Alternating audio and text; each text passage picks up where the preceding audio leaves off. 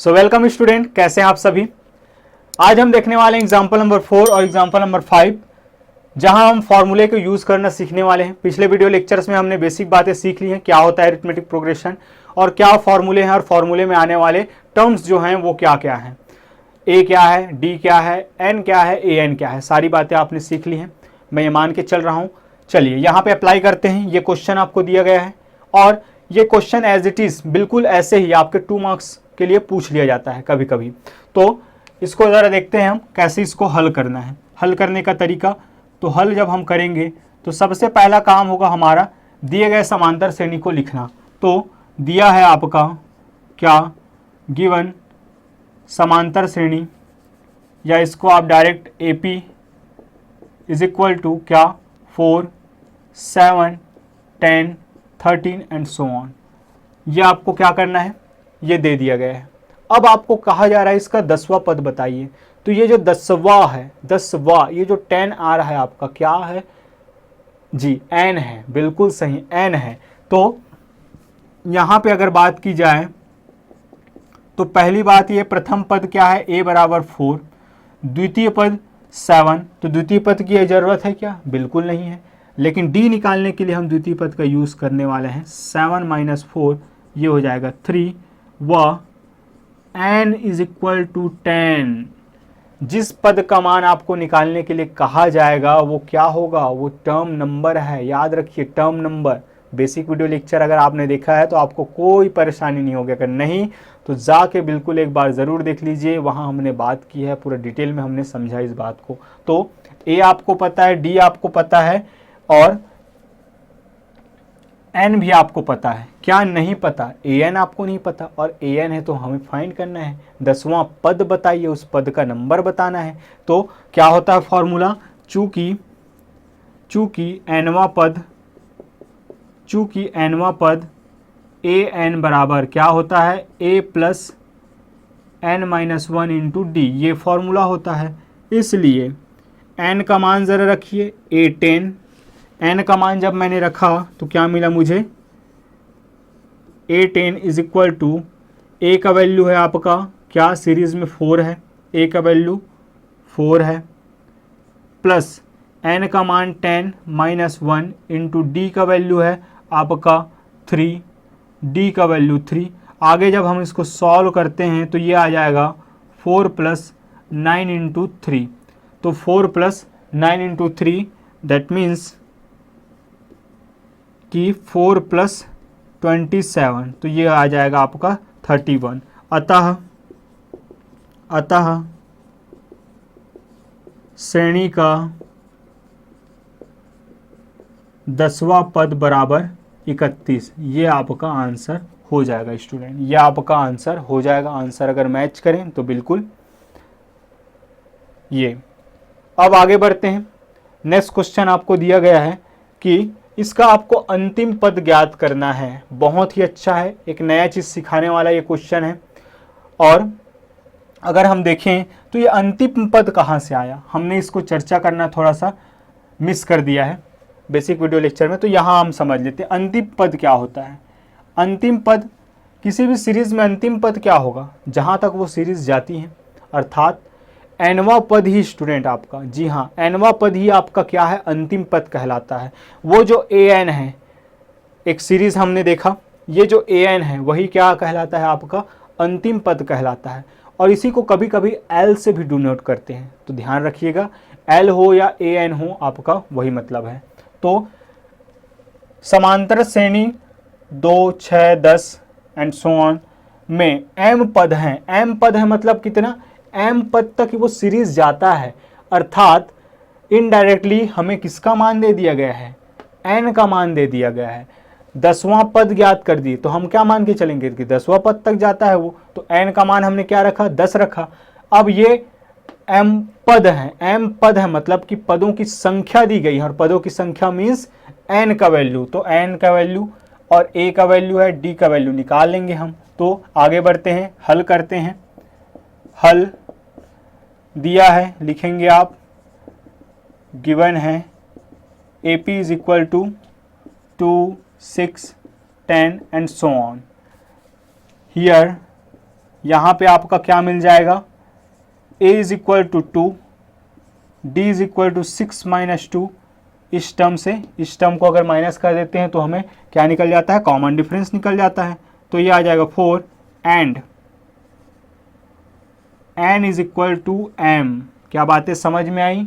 Total number of terms कितने हैं, m, और टोटल नंबर ऑफ टर्म्स किसको डिनोट करता है, n को। टर्म नंबर क्या है हमारा, m है, और m ही हमें फाइंड करना है। तो चलिए, सिंस फॉर्मूला क्या होता है, a n is equal to a plus n minus 1 into d. जहाँ जहाँ n दिखाई देगा हम क्या पुट कर देंगे, m पुट कर देंगे, और इस तरीके से a m is equal to a का वैल्यू आ जाएगा आपका 2 प्लस n का वैल्यू आ जाएगा m माइनस 1 और d का वैल्यू आ जाएगा 4। आगे बढ़ते हैं तो ये हो जाएगा 2 प्लस 4m माइनस 4। इस तरीके से हम कह सकते हैं कि a m is equal to, यहाँ से आ जाएगा 4m माइनस 2। ये जो होगा आपका आंसर होगा। चाहे तो इसको आप कॉमन लेके भी लिख सकते हैं, कोई दिक्कत वाली बात नहीं है। ये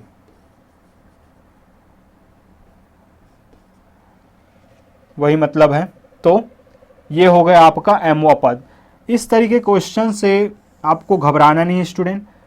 जब भी कभी बात पदों की होगी तो आपका n का मान दिया जाएगा, बट आपको क्वेश्चन को बड़े ही ध्यान से पढ़ना है, इस तरीके के क्वेश्चन को।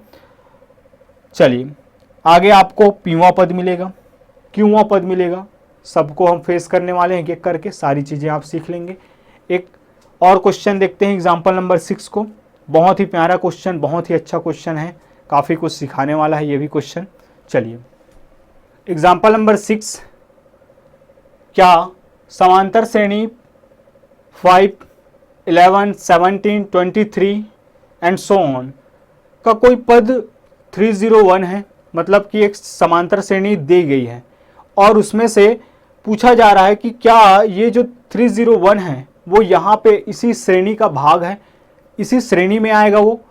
अगर आता है या नहीं भी आता तो उसको हमें कारण सहित बताना है, क्या कारण है वो। चलिए देखते हैं क्या क्या बातें हमें दी गई हैं, तो हल करेंगे हम। सॉल्यूशन अगर हम देखें इसका तो एपी आपका दी गई है। पहली बात तो ये 5, 11, 17, 23 एंड सो ऑन, ये आपका एपी दिया गया है। अब यहाँ पूछा जा रहा है कि क्या कोई पद 301 है, कहीं पे होगा वो। क्या मान लेंगे कि हाँ है। कौन सा पद, एनवा पद होगा हमारा जो एनवा पद है वो कहीं पे आपका 301 है, कहीं पे है वो 301 है मान के चल रहे हैं। अगर नहीं होगा तो सेटिस्फाई नहीं होगा हमारा फॉर्मूला, अगर है तो फॉर्मूले में सेटिस्फाई हो जाएगा। देखिए मैं क्या कह रहा हूँ, कहने का अर्थ है कि यहाँ पे ए है 5, डी है आपका 11 माइनस 5 मीन्स 6, और आपको पद का मान दे दिया गया है। इसका अर्थ क्या है, आपको ए एन दे दिया गया है। एन आपको पता लगाना है कि कौन सा पद है वो जो 301 है। तो आपको क्या बता दिया गया है, ए एन बता दिया गया है। या हम मान सकते हैं कि माना कि एनवा पद 301 है, तब ए एन का मान क्या हो जाएगा, 301 हो जाएगा। अब फॉर्मूले आपके पास है, जहां ए आता हो, डी आता हो, ए एन आता हो, ऐसा कौन सा फॉर्मूला है हमारे पास, जनरल फॉर्मूला है एक एनवे पद का। तो सिंस फॉर्मूला क्या होता है, a n is equal to a plus n minus 1 into d. Therefore, यहाँ से हम देख लेते हैं, देयर फॉर अगर मैं वैल्यू रखूँ तो ए एन का वैल्यू क्या है, 301 है, ए का वैल्यू है आपका 5 एंड एन का वैल्यू है नहीं पता, यही तो हम फाइंड करने जा रहे हैं। डी का वैल्यू है क्या कुछ, बिल्कुल है सर, 6 है। चलिए आगे बढ़ते हैं। यहाँ से अगर हम आगे बढ़ें तो ये आ जाएगा आपका, सबसे पहली बात तो ये मल्टीप्लाई में है, ये एक टर्म है आपका और ये एक टर्म है, तो 5 अगर इधर आएगा तो क्या हो जाएगा 301 minus 5 is equal to n minus 1 into 6। चलिए आगे जब मैं इसको सॉल्व करता हूँ तो क्या हो जाएगा, यहीं से यहाँ से हो जाएगा ये 296 is equal to n minus 1 into 6। ये आया। आगे बढ़ते हैं, फिर से यहाँ से 6 जब इधर आएगा तो क्या हो जाएगा 296 divided by 6 is equal to n minus 1। अब हमें क्या चाहिए, n का वैल्यू चाहिए। n को उधर रखते हैं, बाकी चीज़ें इधर लेके आ जाते हैं, तो क्या हो जाएगा हमारे पास 296 डिवाइडेड बाय 6 माइनस 1 इधर आएगा तो plus 1 is equal to n। n का वैल्यू चाहिए कि कौन सा पद है जो 301 है।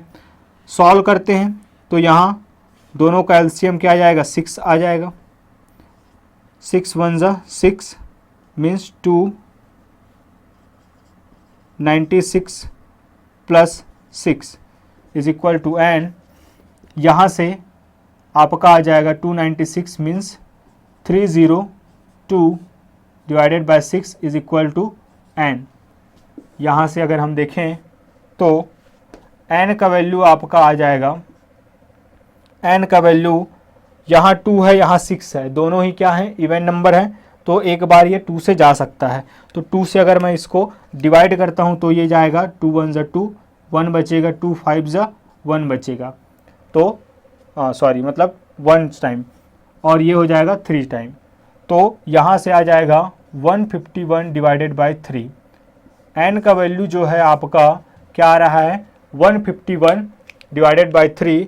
और कभी भी स्टूडेंट आपका जो n का वैल्यू है वो आपका फ्रैक्शन में नहीं आएगा, फ्रैक्शन नहीं हो सकता, एक p/q वाले फॉर्म में नहीं आ सकता। पद क्या होंगे आपका, दशमलव में पद कैसे हो सकता है किसी भी पद में। आप जरा सोचिए, आपका ही स्कूल है, आपके स्कूल में पदों का निर्धारण किया जाएगा, मॉनिटर बनाया गया है, तो क्या आधे आधे मॉनिटर बनाएंगे, क्या आधे आधे मॉनिटर बनाएंगे कि आधा हिस्सा आपका मॉनिटर का पावर आपके पास, आधे हिस्से आपके पास, नहीं होगा ऐसा। तो इस तरीके से ये पॉसिबल नहीं है। आपके बुक में कारण दिया गया है, आप लिखेंगे कि चूंकि n पदों की संख्या है अतः एक धनात्मक पूर्णांक होना चाहिए, इसलिए 301 दी गई समांतर श्रेणी का कोई पद नहीं है, ये आप यहाँ पे लिखेंगे। इस तरीके से हमने 3 यहाँ एग्जाम्पल्स देखे हैं, आगे के एग्जाम्पल्स भी हम करने वाले हैं। चलिए तो बढ़ते हैं आगे के एग्जाम्पल की ओर।